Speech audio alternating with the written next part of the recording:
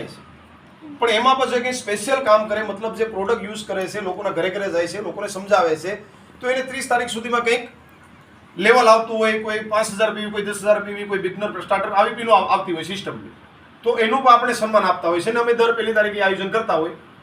પણ અહીં પણ ઘણા બધા લોકોના લેવલ બદલ્યા, ઘણા બધા લોકોની પીનો આવી, તો એનું સન્માન અમે આ 2 તારીખે નથી રાખ્યું. મારે હરેશભાઈ સાથે ચર્ચા થઈ ત્યારે મેં કીધું કે ભાઈ કદાચ ઉંદરી ગામની અંદર સન્માન રાખશું તો ત્યાં વધીને 25-30-50 લોકો હશે, પણ આ વખતે અમે બધા ખાસ કરીને સ્ટાફ એન્ડ રોયલ્ટી ટેકનિકલ એ બધા મળ્યા અમે 13-17 જણા, અને એક ડિસાઇડ કરી કે ભાઈ એક એવો કોઈ નાનકડો કાર્યક્રમ કરી દસાણી સાહેબ કે જ્યાં તમામ ટીમના મતલબ મારી આખી ટીમના લોકો ત્યાં આવે અને મેક્સિમમ 250 થી 300 વર્ષની લોકો એ લોકોનું સન્માન થાય, તો જે કામ નથી કરતા એ કામ કરવામાં થોડા ઇન્વોલ્વ થાય એના અંદર. તો એને અનુસંધાને એને ધ્યાનમાં લઈ, તમારે કામ કરવાની પદ્ધતિને ધ્યાનમાં લઈ અને અમે ખાલી 1 મહિના દિવસનો ટાર્ગેટ રાખ્યો છે. શું રાખ્યું છે પહેલાં એને સમજી લઈએ, પછી આપણે સ્ટોરી તરફ જશું. ટાર્ગેટ છે 1 એપ્રિલ થી 30 એપ્રિલ સુધી.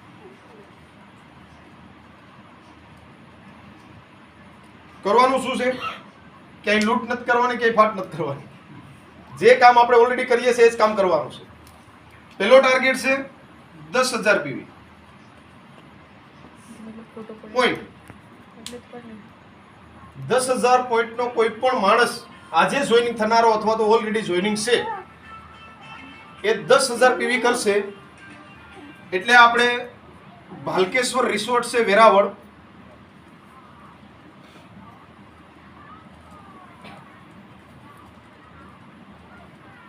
વેરાવળની બાજુમાં છે, ગોવિંદપુરા રોડ ઉપર તાલાડા, જે તાલાડા વેરાવળ રોડ છે ત્યાં છે, અને ત્યાં આપણે 1 દિવસનું આયોજન કરશું સવારના 9 થી લઈ સાંજના 9 સુધીનું. પણ હું તમને બધાને એક સવાલ એ પહેલાં કરવા માગું છું કે આમાંથી કેટલા લોકો એવા છે કે જે સ્વિમિંગ પુલમાં નાહ્યા હોય? એ હાથ ઉપર. સ્વિમિંગ પુલમાં જે લોકો નાહ્યા હોય ત્યાં હાથ ઉપર. બહુ ઓછા લોકો. આ બહેનો એ તો લગભગ, બેન તમે ક્યાં ગયા હતા?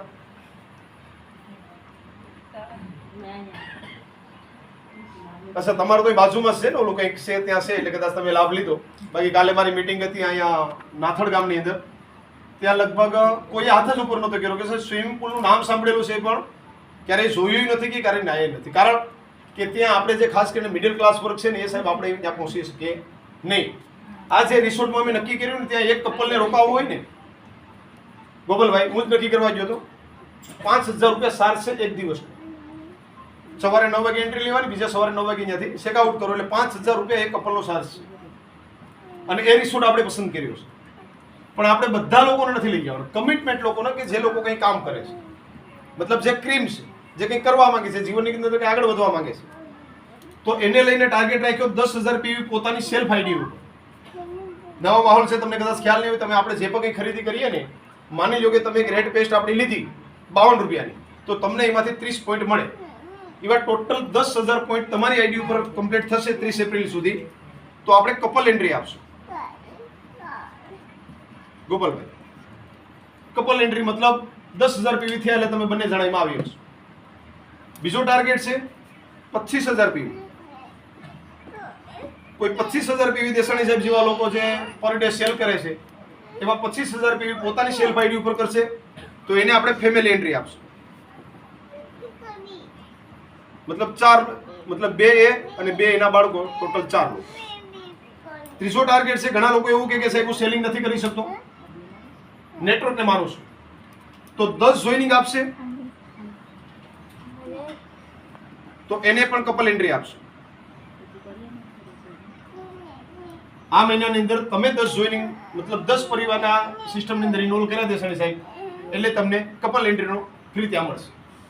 હવે ઘણા લોકો એવું કે આ મહિને જોઈનિંગ થનારા માનો કે 5,000 પીવી કરે ડાયમંડ ક્લબ, બરોબર, અને 5 જોઈનિંગ આપી દેશે આ મહિનામાં, તો એને આપણે કપલ એન્ટ્રી આપશું. હવે માની લો આ મહિનાની અંદર જોઈનિંગ થનારા માણસ ખાલી 5,000 પોઈન્ટ જ કરશે, તો એને આપણે સિંગલ એન્ટ્રી આપશું. દેસાણી છે આ બાજુમાં ખુરશી સમજાણું? ભાવેશભાઈ, ગોપાલભાઈ, રાજેશભાઈ, કેટલા પીવી? 10,000 PV કરવાના છે. 25,000 કરશો તો ફેમિલી એન્ટ્રી છે.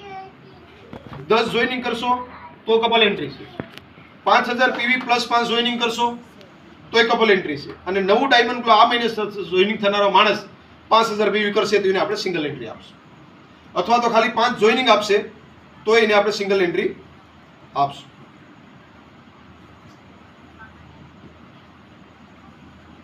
ફોટો લેવો હોય તો લઈ લેજો, જેથી કરીને તમારી ટીમમાં બતાવવાની અનુકૂળતા. સવારના 9 થી ત્યાં એન્ટ્રી લેવાની છે રિસોર્ટમાં અને સાંજે 9 વાગે આપણે ચેક આઉટ કરી અને આપણે ઘરે આવવાનું છે. આવવા જવાનો ખર્ચો આપણા ઉપર છે. ત્યાં આખો દિવસ 2 ટાઈમ ચા, 2 ટાઈમ જમવાનું, સ્વિમિંગ પુલમાં નાહવાનું, આખા સ્વિમિંગ રિસોર્ટની અંદર આખો દિવસનો કબજો આપણો પોતાનો હશે. ત્યારે ત્યાં કોઈ બીજા ફેમિલી મતલબ જે કપલ હશે એના રૂમ અંદર હશે, પણ આપણે ક્યાંય પણ ડિસ્ટર્બ કરશે નહીં. તે દિવસ રિસોર્ટ આખો આપણા, ગુજરાતીમાં કહીએ ને કે આપણા પપ્પાનો છે, બરોબર. આવવાનો આપણે ખર્ચે છે, જવાનું આપણા ખર્ચે છે. આ તમામ જે પણ ત્યાં કંઈ ખર્ચો થશે એ તમારા બધાની ગ્રેટ એપ્લાઇન હરેશભાઈ સુડાસમાં આપશે. કોણ આપશે? હરેશભાઈ સુડાસમાં એવું વિશે છે કે ભાઈ મારી ટીમ છે તો જે પણ કંઈ ઇન્વેસ્ટમેન્ટ થશે એ મારે હું કરવા તૈયાર છું. તો તમારે તો મતલબ ફ્રીમાં ત્યાં આવવાનું છે ને 2 કલાક સ્વિમિંગ પુલમાં નાહવાનું છે. બહેનોને પહેલા આપણે ગયા વખતે મેં પ્રોગ્રામ કર્યો હતો અને રવિવાર એટલે વનિતાબેન કદાચ નોકરી કરતા હોય લોકોની કોઈ તકલીફ ના થાય. આપણે રવિવાર જ પસંદ કર્યું કે ભાઈ કદાચ કોઈ ફેમિલી નોકરી કંઈ કરતા હોય ને કે જતા હોય તો એને ડિસ્ટર્બ ન થાય. 4, 5, 25 રવિવાર સવારે 9 વાગે તમારે વેરાવળ ભાલકેશ્વર રિસોર્ટમાં એન્ટ્રી લઈ લેવાની. સાંજે 9 વાગે ત્યાંથી જમી અને આપણે નીકળી જઈશું. તો આ ક્લિયર થઈ ગયું? Okay, rolling. ચાલો હું થોડુંક એને વેરીફાઈ કરી લઉં. ગોપાલભાઈ, મારે 2 જણાને વેરાવળ રિસોર્ટમાં આવવું તો શું કરવું પડશે? અમારે 2 જણાને એન્ટ્રી લેવી વેરાવળ ભાલકેશ્વર રિસોર્ટમાં ફ્રીમાં, તો મારે શું કામ કરવું પડશે આ મહિને?